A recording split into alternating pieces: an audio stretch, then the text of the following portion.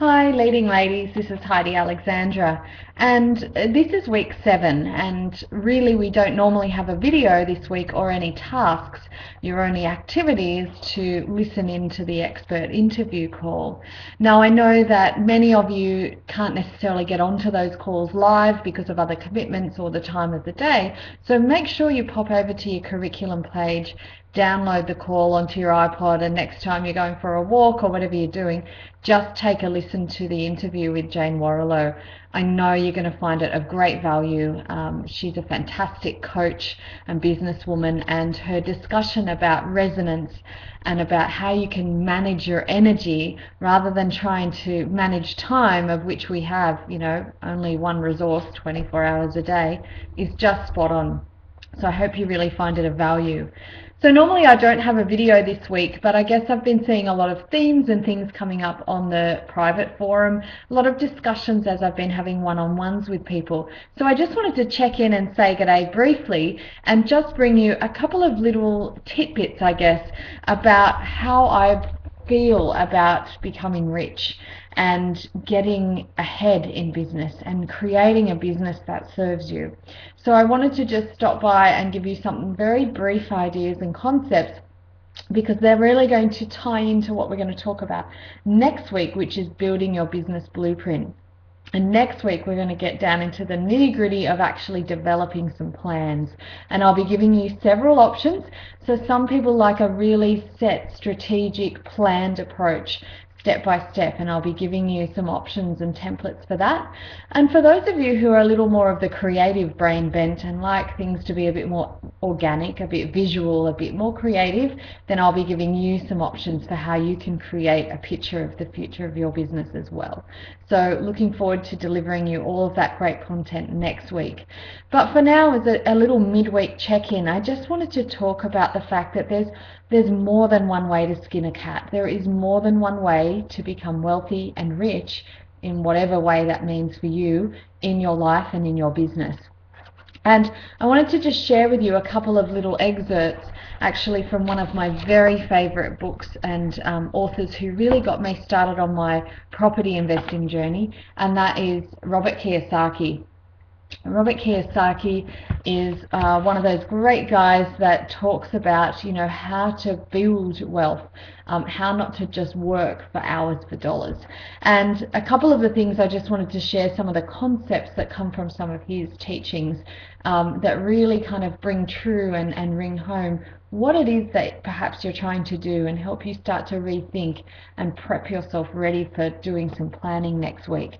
So there's many ways, as I said, to skin the cat and become wealthy, and there are lots of ways that we can develop our muscle to get to that. So one of them is scholastic education, so formal education, really scholastic in education. And what we do as we go through our high school years is really to teach us to read and write and do maths, add up, multiply. So it's very important education, and it's a really solid foundation for many of us for where we're going in future. Some people don't do well in school education, and then they believe that they're a failure or they're going to be no good in life. And it's interesting, I loved school personally. I loved the creative process. I loved learning. I loved reading. I had a thirst for books. And it's interesting, though, that really, of all of the world's billionaires, so billionaires, people who are mega successful, self-made, I'm talking about, of all of those people, about 95% of them didn't even get a school education. So as much as I really value education and think, going to school and getting that foundation is really important, it's interesting that perhaps it teaches us something else, because really all the people who are self-made millionaires and billionaires, they didn't necessarily have that strong foundation. Many of them were, C and D grade students, or they left at age 15 or whatever that looks like. My own mentor, Anne McKevitt, she left school at about age 15 as well. So, it just goes to show that it's not necessary for, everything in life, although it can give you some really good solid foundations. So that's the first one, sort of that primary school, high school education. And then you have professional education. So this is, tertiary education, things that maybe are what you do as far as building and going into a career.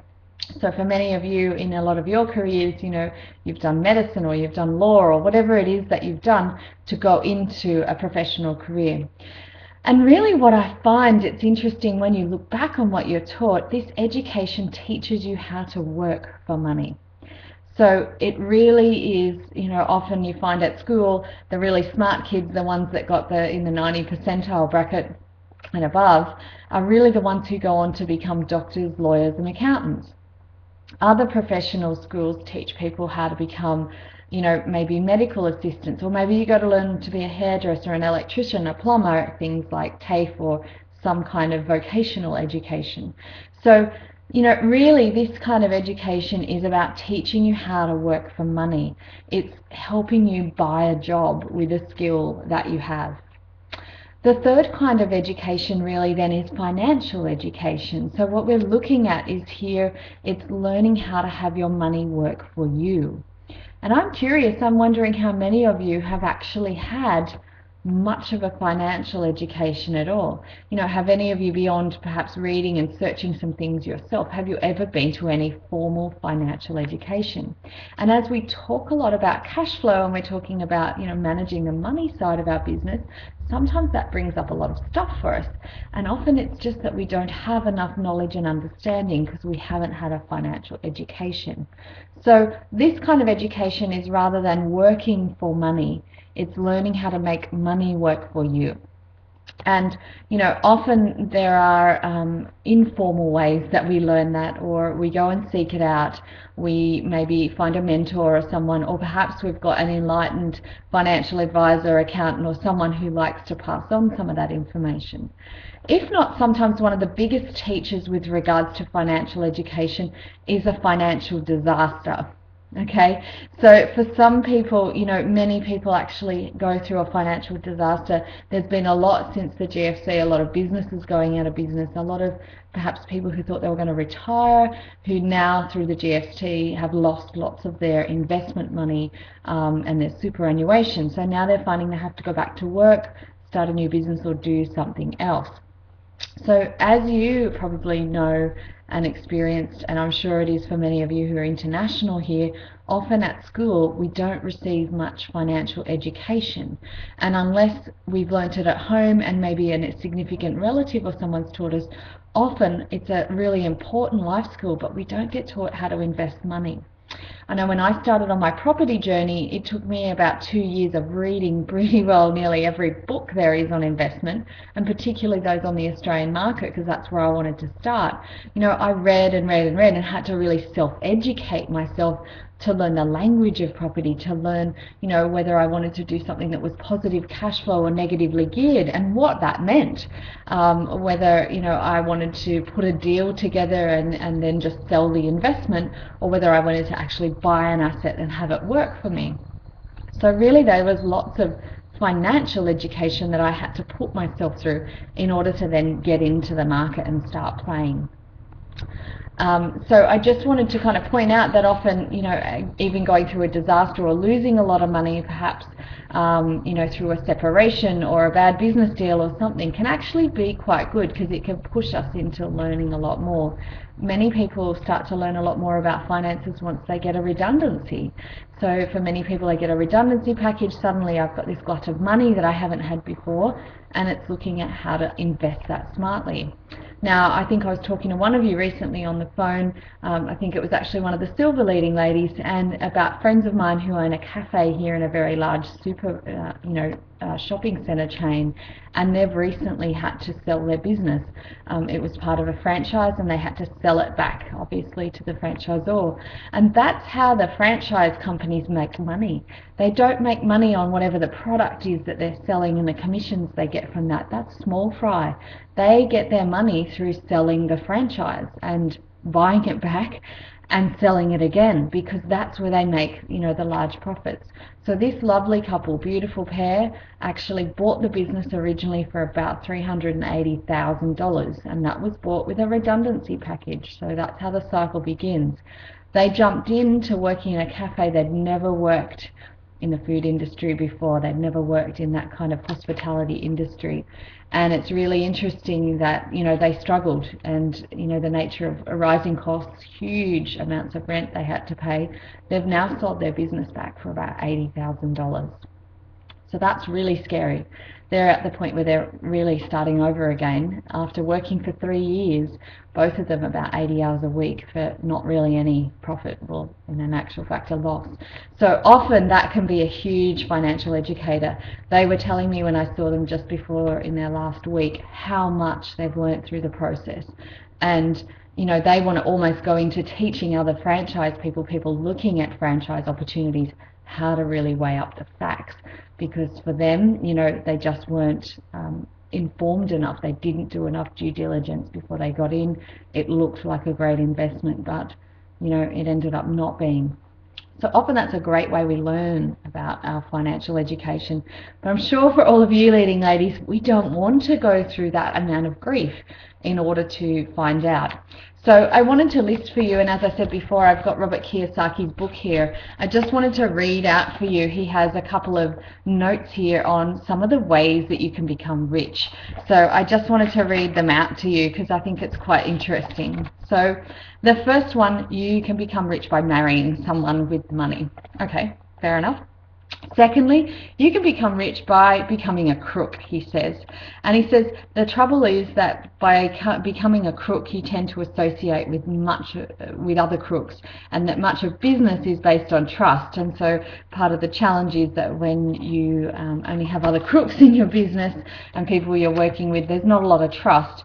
And if you're honest, you'll probably get taken for a ride. Thirdly, you can become rich by being greedy. And now I'm sure this is perhaps not an option for many of you as well, but often when there's a stock market crash or someone else's misfortune, greedy people go in and step in and take advantage of those situations. So, sometimes that's the way people become rich. The fourth way you can become rich from Robert Kiyosaki is you can become rich by being cheap. So at the other end of the scale, trying to become rich by being cheap, Robert Kiyosaki says, is the most popular way people attempt to become rich. Isn't that interesting? People who try to be rich at being cheap, often trying to live below their means rather than finding a new way to expand their means. So in a way, a bit like I talk about container and expander managers, these are people who want to contain costs, who are always looking for savings, cost cutting. They're probably people who are clipping the vouchers and going and getting, something discount this much off, all of those sorts of things, rather than looking at how could I leverage my wealth and expand it and make more. He says here that people who people who try to become rich by being cheap, often, even though they have a lot of money, they live a life as poorly as someone who is truly poor. So not an enlightened and inspiring way to live. Fifth, you can become rich through hard work. Ding, ding, hello. I think many of us fall into probably this fifth category. The problem that is that hard-working people often have a hard time then enjoying their life and money. If any of you have ever been caught on that treadmill of working hard to earn a dollar, it can often be challenging then to stop and relax and enjoy that money, that we can't take a moment away from our business because everything comes crashing down and we feel this amount of dependency on working hard. Hard work is often something that is all that we know. So many people work hard for the wrong kind of income, and I'll just read a little part. He says here, people who work physically hard for money often work hard for the wrong kind of income. Income that is physically worked for is the highest taxed income of all. Isn't that interesting? People who work for the wrong kind of income often work harder and harder, only to be taxed more and more. So in the mind of Robert Kiyosaki, to work for income that is taxed more and more is not financially intelligent. I'm curious what you think. So the sixth one is you can become rich by being exceptionally smart, talented, attractive, or gifted. Well, wouldn't we all like to have that? It sounds a bit more like Easy Street. Tiger Woods, perhaps before his maybe indiscretions, is an example of an exceptionally gifted person, a golfer who, yes, worked hard, had a lot of coaches and trainers working him and making sure he was polished and to the point, but he was also very gifted. He had a real talent. Number 7 is you can become rich by becoming lucky. So luck may be something that you want to try when it comes to lottery, or, and sometimes you've got to be in it to win it. Or perhaps it's about just manifesting more. Maybe some people actually bet millions of dollars over their life. Or it could be that you're hoping to strike it rich by being lucky. Studies show that most lottery winners are broke after 5 years. And I know I actually have a personal friend who has won the lotto not once but twice, and the second time I think only 300,000, but over $1 million the first time, and they now live in a bus and travel around because they have actually invested badly and lost most of that money. There goes my timer, which says it's time to finish. See, I do keep a check on myself, girls. So number 8 is you can become rich by inheriting money, okay? And that's pretty obvious. Hopefully if you've got a rich nan or pop or something like that, then, or maybe an aunt that you've not known about, there might be an inheritance coming your way. Number 9 is one of my favorite, and that is you can become rich by investing. And often people say it takes money to invest, which is not true. You can learn to work with other people's money. And also, sometimes people think there's a lot of barriers to investing. A lot of the barriers are up here again in our mindset. You can lose if you invest, true, but you have to be financially trained again. You have to learn to become an investor, and it can be a very, very smart way to build your wealth. Number 10 from Robert Kiyosaki is you can become rich by building a business. And that's what we're here to do, leading ladies. So we're here because building a business is one of the most financially secure ways that you can build wealth if it's done well and done right. It's one of the ways a lot of the rich become very rich. So if you think of Bill Gates, Michael Dell from Dell Computers, people who actually have built something, created a company out of nothing. Building a business from scratch, however, is risky business. It's tough, and it's one of the hardest ways to do it. And I know many of you here in this program are all building from scratch as well, just like I decided to do as well. So, we have to really think about our investment, and not just of our resources and our money, but actually of our time, because there's a hell of a lot of time tied up into building a business. You might look at a franchise like my friends did, and there's a lot of upfront costs. Some franchises are as cheap as about $100,000 to start. As I said, theirs was about $380,000. So although buying a franchise for some people is less risky because there's systems, processes, things already set up, it can, actually send you broke as well. And I think the statistics are that about 1/3 of franchises eventually go broke. So that's 10 ways that you can make wealth, create income for yourself, create long-term richness, wealth in life. And we're talking with a monetary basis, and that's not the be-all and end-all of life, but it is a way to build wealth. Now, one thing that's interesting, and I just want to point it out, that I really love in Robert Kiyosaki's book, is the difference between big business owners and small business owners. And there's an 11th way of becoming rich, which he describes, and I'll just read why first, and then I will finish because I know my timer went off. So the difference between big business owners and small business owners is that big business people build networks. The world is filled with small business owners who own their own restaurant. The difference between a single restaurant owner and, say, Ray Kroc, who is the founder of McDonald's, is that McDonald's is a network of hamburger shops.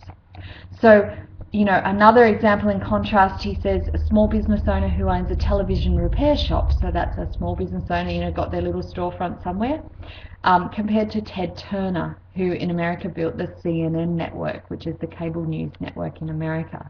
Again, notice the word network. So the point is that the difference between a small business owner and a big business owner is the size of their network, and the fact that small business owners tend to work locally and small with just their key contacts or their customers, and that big business owners actually build networks. Simply put, building a big business network is how the richest people become richer. So So what I want to do is just share with you quickly the 11th way, which is the final way, which is you can build a network marketing business. Now, I know some of you have dabbled in this before and may still be involved in some network marketing.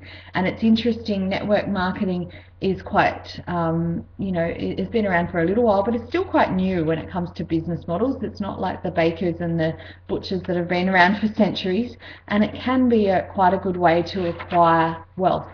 It is all about adding and valuing other people and building your network. So all I want to say to you is really think about in your business and what you're doing, how are you creating that richness and wealth for you and your family and your future? Are you building a business that is just here for your local community or for people that you're working with? And what are some of the ways that you could build your network? Because that's what builds your net worth. Your network equals your net worth. So really think about, here you're a member of the Leading Ladies community, which is international. We're in 4 countries at the moment. So think about, who's in this network here? Who else could I reach out to and touch? Who else could I expand in my network? Who are the experts in my field globally? And how might I get in touch with them and find ways to support them and what they're doing, and find ways to connect with what I'm doing and what matters to you. So really I want you to think about, removing the blinkers and thinking more broadly than just my little bricks and mortar or my little business, but really thinking about yourself almost as a network marketer every day. Your net worth is going to be the sum total of your network. And are those people rich and expansive networks that you're building? Networking is not about showing up at some place, shaking a hand and handing over your business card. Networking is about building, genuine connections with real, valuable and wonderful people who share common values, ideas, or ways of doing things that you also share. As I said, I hope you enjoyed Jane Warrillow's call this week and my interview with her. Again, she's a perfect example of us building our network. You've now listened to her. Please feel free to reach out to share, have a look at her free resource that she shared with her, even to contact her.